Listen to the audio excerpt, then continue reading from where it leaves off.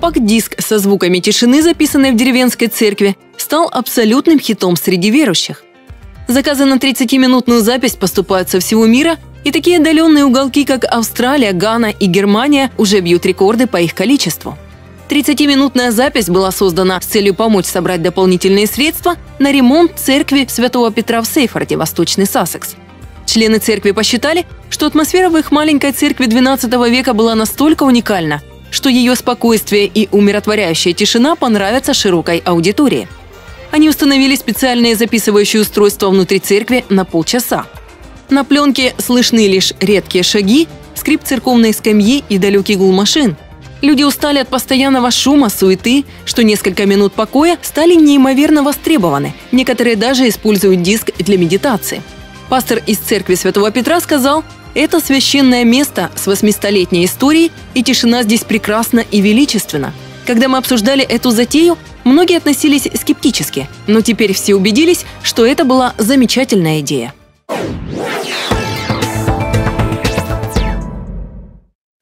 Я был очень вдохновлен вот этой идеей, и, конечно, разные мнения можно иметь. Или это просто креативщики, которые придумали, как отремонтировать свой храм, или все-таки на самом деле мы сегодня говорим о том, что, мне надо немножко разделить, да, это по-разному, наверное, в православии происходит. Я вот больше сейчас, Владимир, вас, не слишком ли шумно в наших церквях?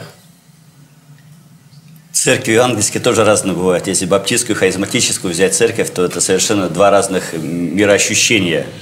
Если взять церковь нашу, например, то у нас есть даже молитва тишины такая в начале, все молчание, то есть чтобы была полнейшая тишина в зале, полнейшая тишина в сердце.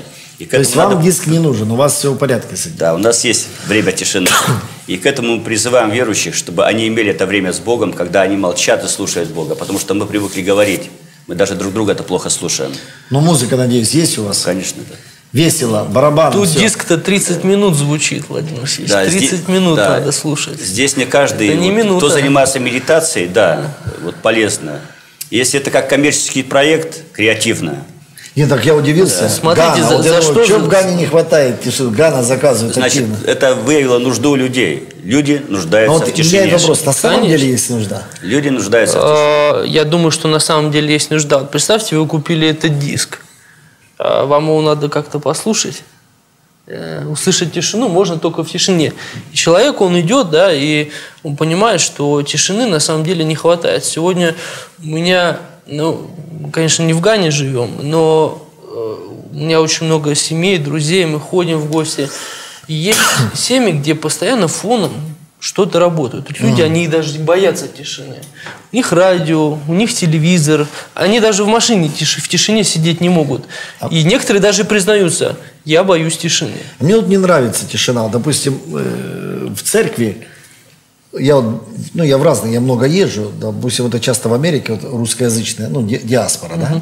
Довольно консервативные церкви.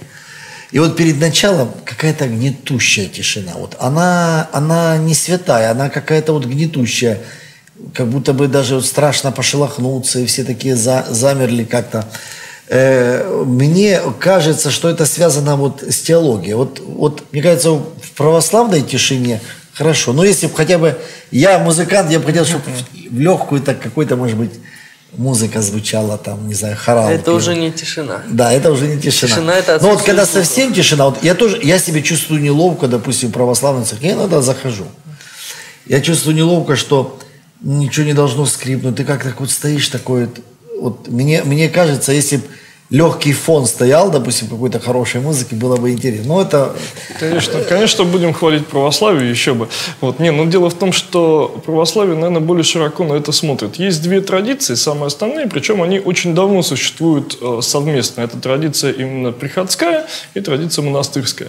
И вот, пожалуйста, хотите тишины, есть монастыри, есть уединенные места, туда отправляйтесь, там в храм зашли, тихо, спокойно, никого нет. Монашеское богослужение очень тихое и очень... направлено именно на внутреннее состояние, в первую очередь, а не на какие-то внешние эффекты. Даже если это чтение, это пение, оно очень тихое, и оно как-то по-другому человека настраивает. Хотите по-другому, пожалуйста, вот большие соборы, особенно у нас в Петербурге, торжественное, красивое пение, громкие голоса священнослужителей. Вот, пожалуйста, вы хотите слов, вот слова именно вот в таком вот максимальном обрамлении. Поэтому просто более широко, наверное, на это нужно посмотреть. Если не хватает тишины кому-то, наверное, это проблема, действительно не хватает, действительно можно за этим прийти. У нас это легко решается. Если и должна быть, то немножко. Допустим, вот если так сказать, люди, допустим, в церкви, ну вот спасенный человек, Бог его простил, он идет на небеса. Мне кажется, это здорово порадоваться. Мне нравятся такие хорошая такая атмосфера, где очень много радости. То есть, мне думается, моменты тишины больше нужны нам там, где мы одни. Там, где мы, допустим, Библия говорит, зайди в комнату, закрой дверь. Вот там, мне кажется, момент тишины, внутреннего созерцания Бога, вот когда ты не так много говоришь, когда ты пытаешься его услышать. Но когда мы собираемся вместе, я думаю, кроме вертикали, здесь у нас есть вот такая горизонталь, когда мы можем вот через пение, через радостность поддерживать друг друга, переживать как-то Бога. Ну, давайте послушаем. Павел Левушкан из Риги, известный вот журналист, он прокомментировал это событие. Успех диска с церковной тишиной говорит нам о том, что мы, ну то есть наша западная цивилизация в целом, слишком много времени уделяем делу, которое чаще всего сопровождается тем или иным шумом. И очень мало времени и внимания уделяем тишине, молчанию, созерцанию, слушанию Бога, которые являются основой или фундаментом всякой осмысленной деятельности. Человек, который любит тишину, любит созерцать, это вовсе не наивный мечтатель. Напротив, его дела, его деятельность имеют больше сосредоточенности, а значит, более эффективны. Мы часто погружаемся в суету и теряем фокус, забываем за огромным количеством дел, куда мы вообще направляемся. Полчаса созерцания в день и дни тишины и сосредоточения раз в несколько месяцев, согласно традиции созерцательной молитвы вашей конфессии, а таковые есть и у протестантов, и у католиков, и у православных, помогают вернуть потерянный фокус и сосредоточиться на том, кто является основой нашего бытия, то есть на Боге. И аудиозапись церковной тишины – это просто знак, который напоминает нам о важности подражания не только Марфе, которая трудилась много, но и Марии, которая сидела в тишине и молчании у ног Иисуса и тем выбрала себе лучшую участь.